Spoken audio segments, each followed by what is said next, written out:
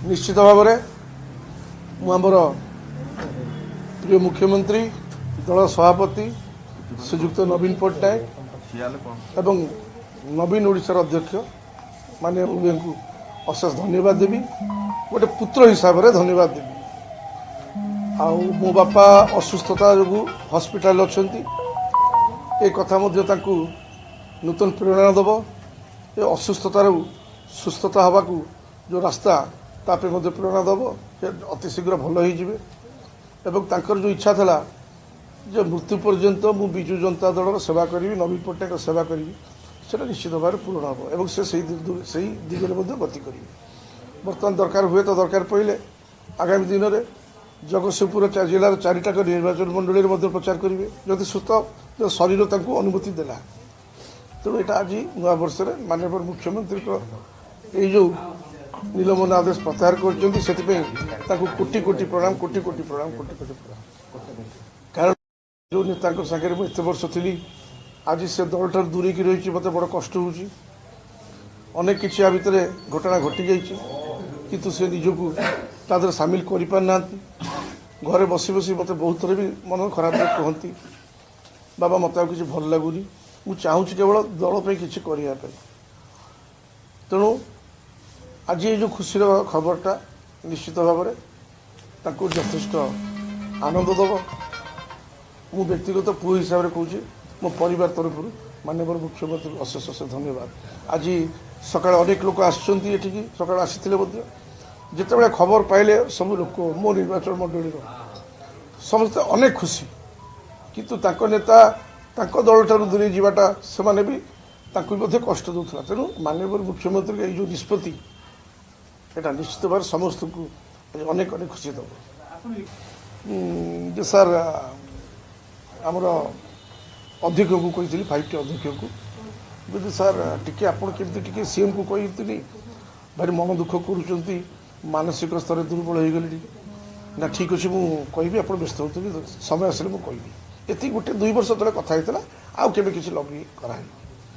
सी से चाहिए उचित समय उचित पदक्षेप ने सारा भारत वर्ष में माननीय मुख्यमंत्री एकमात्र लीडर से एमती हठात निष्पत्ति नियंती जो निष्पत्ति गोटे वैप्लविक परिवर्तन आए कि खबर पाती कौन हवा जामती आजिकार कथाटा तेणु आम कई जान नु हठात मत लोक मत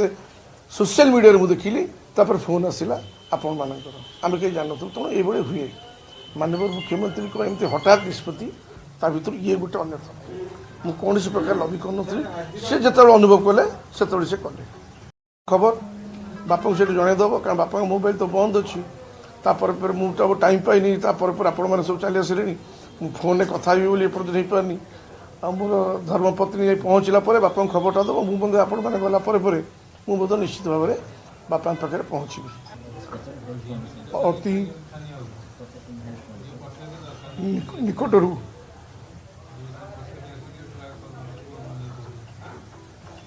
मो बापा को कष्टटा मुझे देखी अति निकट एत दुर्बल हो गले मानसिक स्तर में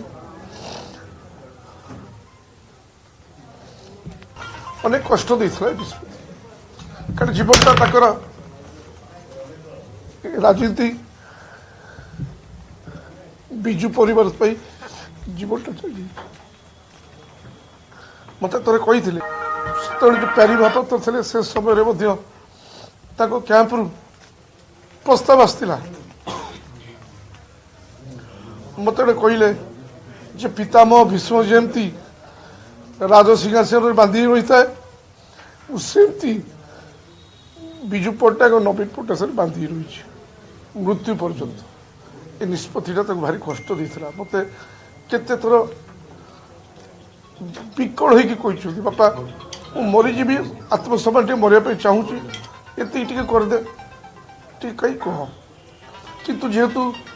मु अति कनिष्ठ मोर एत बाट पर्यंत जीवा एवं बार बार कहवा संभव नुह तथा पुओ हिसाब से गोटे थर कही 2 वर्ष तले आज बहुत खुशी हूँ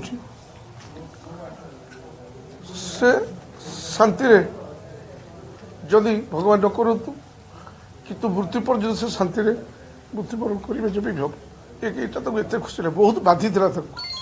ଏବଂ ଗୋଟେ ପୁଅ ହିସାବରେ ମୁଁ ସବୁ ଅନୁଭବ କରି କିଛି କରିପାରିବି, କ୍ଷମା କରିବି। ତେଣୁ ସେଥିପାଇଁ ମାନ୍ୟବର ମୁଖ୍ୟମନ୍ତ୍ରୀଙ୍କୁ ଅଶେଷ ଅଶେଷ ଧନ୍ୟବାଦ ଦେଉଛି। କାରଣ ମୁଁ ବିଧାୟକ ହେଲେ ବି ଯାହାହେଲେ ବି ଗୋଟିଏ ପୁଅ, ଏବଂ ପୁଅ ହିସାବରେ ମୋ ବାପାକୁ ମୁଁ କେବେ ଛାଡ଼ି, ଆପଣମାନେ ଦେଖିଥିବେ, ସମସ୍ତେ ଦେଖିଛନ୍ତି ଏଇ ଘର,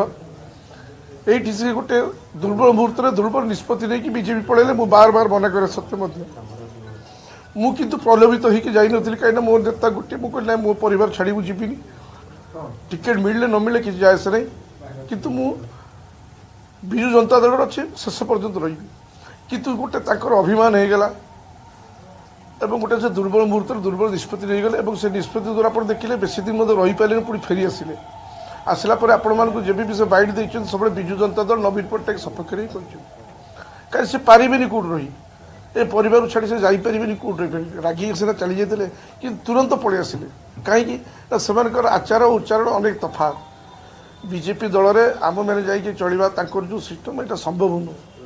ଆମ ଦଳରେ ଯେଉଁ ଭାବ ଅଛି, ଯେଉଁ ଭଲ ପାଇବା ଅଛି, ଏବଂ ଆମ ଦଳରେ